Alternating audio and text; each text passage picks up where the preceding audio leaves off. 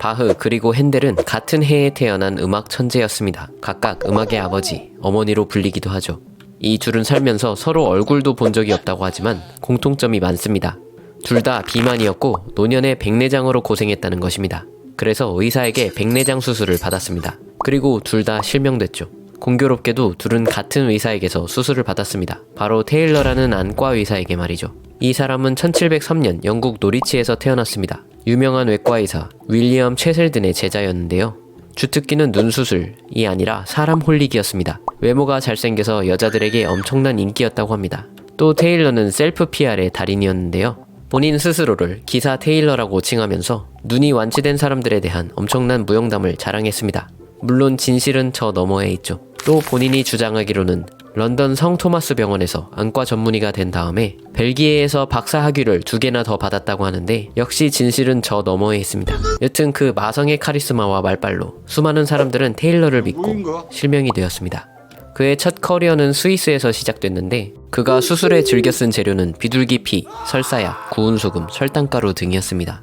이 마녀들이나 쓸 법한 재료들로 이미 여기서만 몇십 명을 실명시켰습니다. 어마어마한 대형 의료사고였지만 환자가 좀 실명됐다고 해서 바로 저 세상을 가는 건 아니었기 때문에 그 전에 다른 지역으로 옮겨서 수술을 재개했죠. 이런 식으로 테일러는 수술하는 사람들마다 리신을 만들어버렸는데 테일러의 광역 실명 스킬은 점점 더 대담해졌습니다. 왜냐면 영국의 왕 조지 2세가 테일러를 궁정의사로 임명했기 때문입니다. 다행히도 조지 2세 본인은 진료만 받고 수술은 받지 않았죠. 그러다 1750년 테일러는 백내장에 걸린 바흐를 만나게 됩니다. 바흐는 테일러에게 백내장 수술을 받게 되는데 첫 번째 수술은 약간 성공적이지 못했습니다. 그래서 2차 수술 약속을 잡게 되죠. 집도를 시작한 테일러는 바흐의 왼쪽 눈을 수술하기 시작합니다. 그 눈이 아픈 눈이었는지 지난번에 수술한 눈인지는 잘 모릅니다. 왜냐면 테일러에겐 별로 상관없는 정보였기 때문입니다. 테일러는 그냥 일단 왼쪽 눈을 수술하고 맞습니다. 그게 습관이었기 때문입니다. 수술을 받은 바흐는 곧 실명되고 맙니다. 그 와중에도 바흐는 곡을 불러주고 제자들이 적는 방식으로 작품을 남겼습니다. 아마 수술이 없었으면 더 많은 곡이 탄생했겠죠. 그러다 수술 후 4개월째에 사망하게 됩니다. 수술 부작용과 비만으로 인한 당뇨 등 합병증이 원인이었을 거라고 추정되죠. 8년 뒤 테일러는 핸델을 만나게 됩니다.